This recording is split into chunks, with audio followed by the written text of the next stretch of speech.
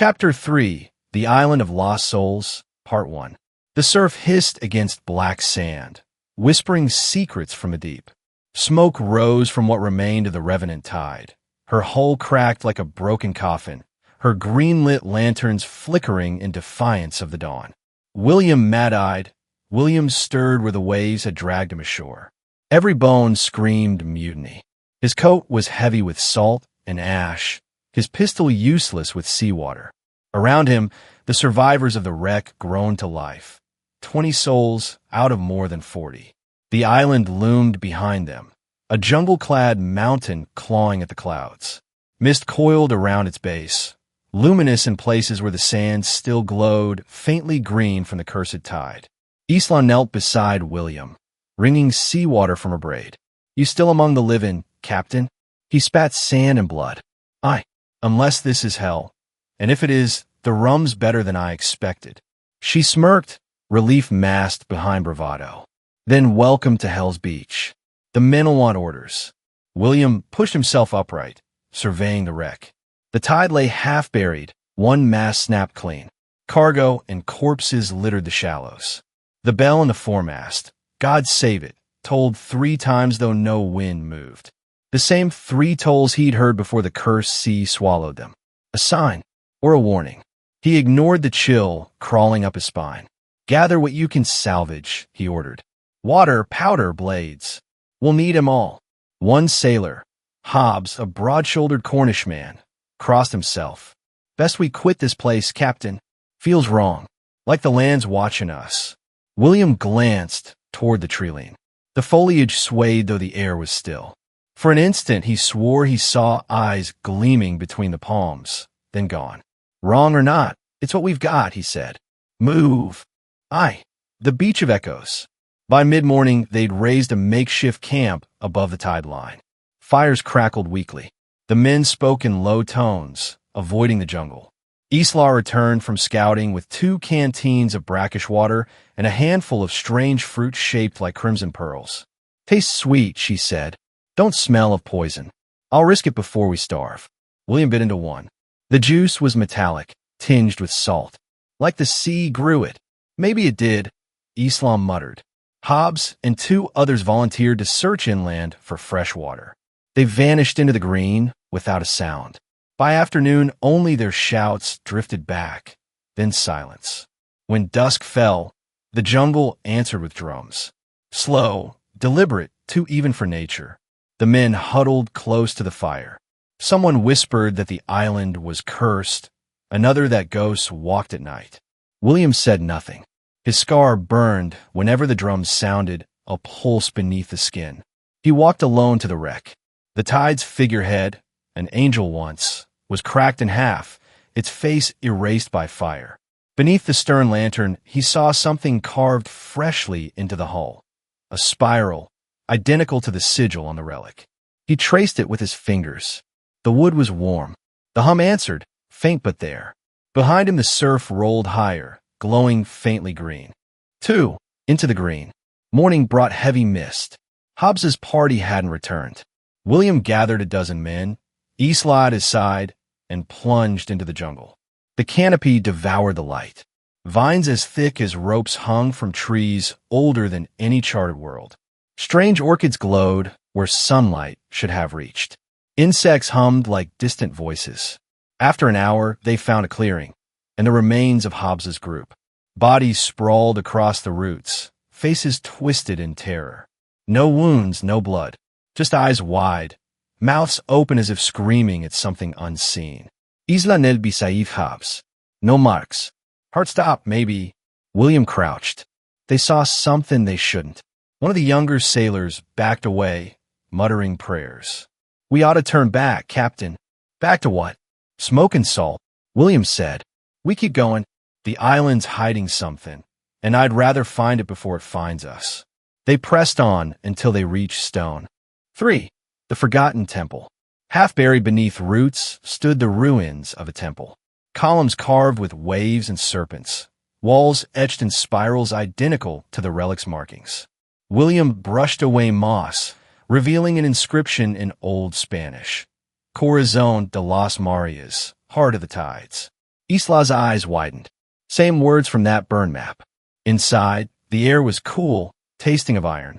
Pools of phosphorescent water reflected carvings of men offering treasure to a towering serpent crowned with stars. Beneath the carvings ran another line of symbols. Not Spanish, not any language William knew. He stepped closer. The symbols shimmered.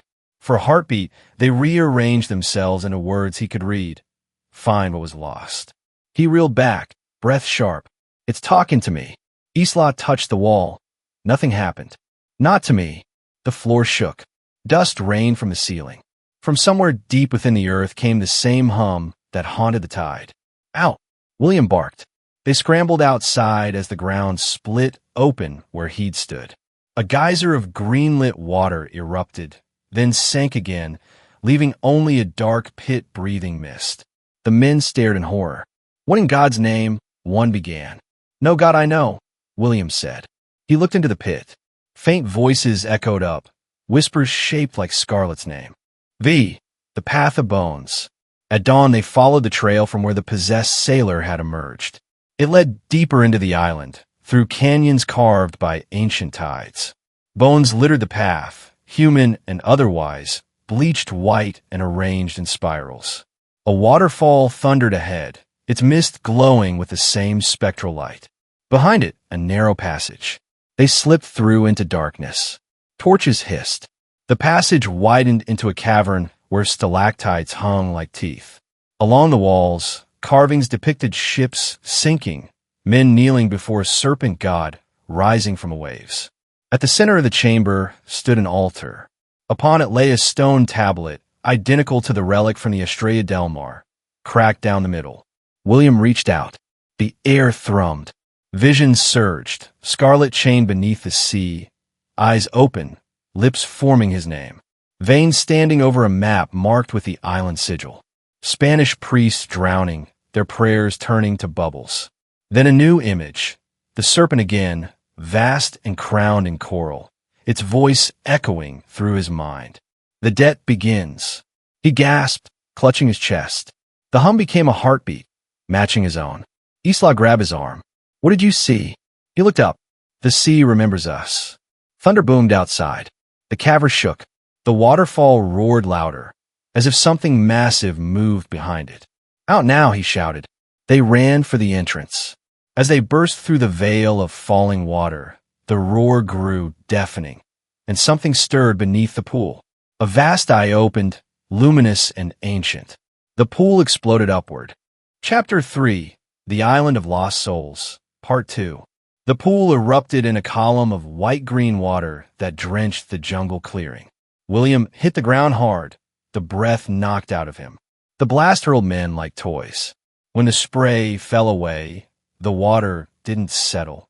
It hung in the air, suspended in writhing tendrils, forming the outline of a massive head with eyes of light. The thing looked at him, not with anger, but recognition. You carry the mark. The voice thundered inside his skull rather than his ears. The sea remembers its own. The ground trembled. Trees cracked and toppled as waves burst outward from the pool, though no tide could reach this deep inland. Isla fired her pistol into the apparition, one useless, instinctive shot. The bullet cut through mist. The creature's eyes flared once, and she was thrown backward as if struck by wind. Hold fire, William shouted, hauling her up. The glowing shape bent closer. Its breath smelled of brine and storms. You seek the lost one. Scarlet. William breathed. She calls to you from below. But the debt must be paid. What debt? He shouted. What do we steal? The water shuddered. Life from death. Breath from the deep. The sea lends and takes. All who sail its veins owe their due. The glow dimmed. The figure dissolved back into the pool, which slowly settled until only ripples remained. For a long while no one spoke. Isla wiped blood from her temple. That wasn't a ghost. No, William said. That was a warning. The survivors' descent. They stumbled back through the jungle, drenched and shaken. The sky had turned the color of tarnished silver. Every branch seemed to whisper their names. By the time they reached the beach, half the men were gone, vanished in the mist. Their footprints simply stopped. The remaining crew gathered around the fireless pit. Fear had replaced mutiny. "What now, Captain?" one asked. "We can't fight the bloody sea." William looked at the horizon. Beyond the surf, the wreck of the tide still smoldered. "We rebuild what we can," he said. "Then we find where that thing came from." The heart of this island hides answers. A murmur of protest rose, but he silenced it with a glance. The scar around his eye glowed faintly in the dim light. None dared argue. As night fell, the tide withdrew farther than natural, exposing jagged coral formations shaped like the ribs of some giant creature. Between them gleamed fragments of metal, anchors, coins, bones. Isla crouched beside him. "It's like a graveyard." "It is one," William said, "for ships and men." He Spanish ruins. At dawn they followed the exposed shoreline east and found the remnants of a Spanish fortress half swallowed by jungle. Cannons jutted from collapsed walls, rusted and fused with coral. The air smelled of salt and incense. Inside, Tom had stopped. Skeletons in rotted uniforms knelt before a stone altar carved with the same spirals. A rusted sword lay across the bones of a man wearing a priest's cross. Isla picked up a mildewed journal beside the altar. "Spanish," she said, flipping brittle pages. "Captain Vane arrived seeking the Corazon de las Marias." He spoke with the voice of the storm. William frowned. "Vane's been here. Then he knows what we face." She read further. He offered a trade, the blood of the willing for passage through the gate. The last line ended in a smear of dry brown. The gate. Before she could answer, something clattered behind them. One of the sailors screamed. They turned. He was staring at the skeleton priest. The skull had twisted, the jaw opening as if to laugh. Wind howled through the fortress, though the air outside was still. "Out!" William barked. They fled into sunlight, just as the altar cracked down the middle. From the fissure seeped green light. The fortress groaned and began to sink, stones melting into the sand like wax. Within moments, nothing remained but bubbles rising through a thin sheet of water. The sea had taken it back. The vision of Scarlet. They made camp on higher ground that night, near the mouth of another cave where the air pulsed like a heartbeat. Exhaustion dragged the men into uneasy sleep. William alone remained awake. The relic fragment, half the cracked tablet, hung from his neck by a strip of cloth. It vibrated against his chest. When he closed his eyes, darkness filled with light. He stood beneath the ocean, breathing water as easily as air. Scarlet floated before him, hair spreading like flame. Chains of coral bound her wrists. "William," she whispered, "you shouldn't have come. I'll free you. You can't free what's become part of the tide." Her hand touched his cheek, cold as the deep. The sea remembers its own. Then she was gone, torn backward into a whirl of green light. A voice followed. "Find heart before Vane does." He woke, gasping, seawater trickling from his mouth. The others slept, undisturbed. Only Isla stirred, watching him from the shadows. "Dreaming again?" "Not dreams," he said hoarsely. "Warnings. The Cave of Whispers." By morning, the relic's pull had become impossible to ignore. William led Isla and the few who still trusted him into the cave. The tunnel sloped downward, walls slick with condensation that glowed faintly as they descended. The whispering began softly, 1,000 voices murmuring in rhythm with their footsteps. Some spoke in Spanish, others in no human tongue. At the end of the passage, the tunnel opened into an immense cavern. A subterranean lake stretched before them, its surface glass smooth, reflecting light from veins of crystal running through the rock. In the center rose a stone dais bearing a circular portal carved from coral and obsidian, the gate the Spaniards had written of. Etched around its rim were the same sigils, but here they pulsed with living light. Isla Exalith. So this is the heart of tides. William stepped closer. Or the mouth of hell. The relic fragment in his hand began to glow, answering the portal. The lake rippled. Figures emerged from the water. Translucent sailors, faces twisted by centuries beneath the sea. Their eyes burned pale green. The crew fell back, shouting prayers and curses. One spirit drifted toward William. "Return what was stolen," it whispered. "The sea demands balance." William raised the relic. Tell me where she is. The ghost's features shifted. It became scarlet for a moment, her voice breaking through. You cannot free me until you free yourself. The light flared, blinding. The ghost vanished. When the glow faded, the portal had changed. Within its circle swirled a vision of open ocean under storm clouds, and far in the distance, the unmistakable outline of Port Royal. Isla gasped. It's showing us the world beyond. No, William said quietly. It's showing us a path. The Guardian returns. The lake began to boil. The hum deepened into a roar.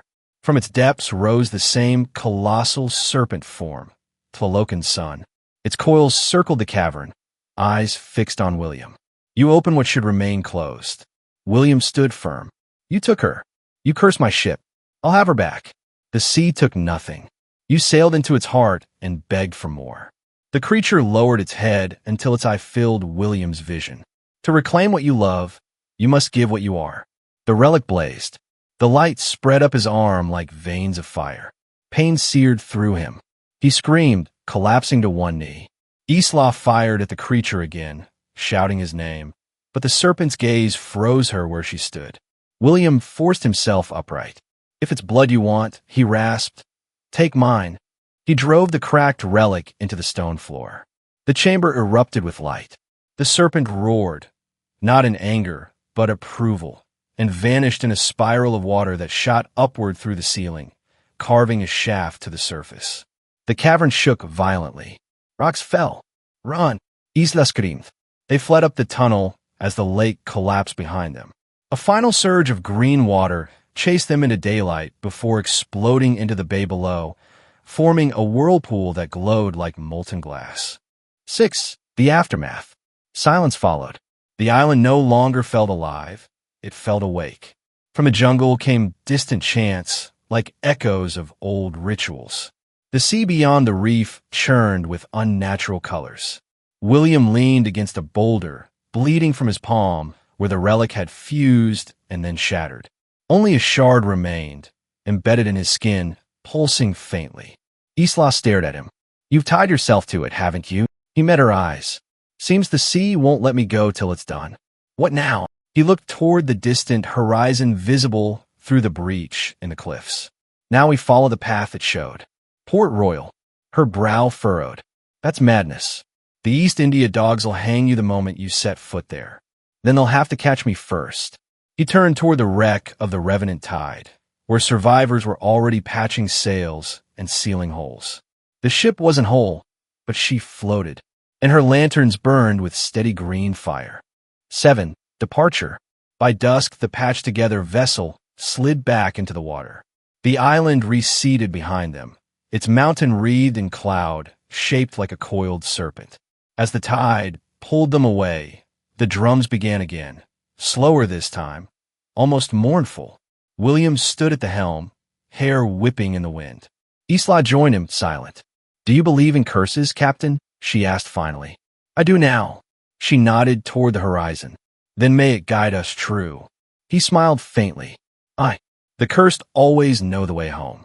Behind them, lightning forked over the island, illuminating for an instant the ruins of the temple and the spiraling sigil carved into its cliffs. It glowed bright as a beacon, marking the beginning of something vast, the first doorway to the lost world. The wind caught the sails. The Revenant Tide turned east toward Port Royal and whatever waited beyond the horizon. The sea hummed once more, deep, content, patient. And somewhere in the depths, a woman's voice whispered his name. William. He looked out across the darkening waves, one hand over the shard pulsing in his palm. Hold fast, Scarlet, he said. I'm coming. The ship vanished into the storm.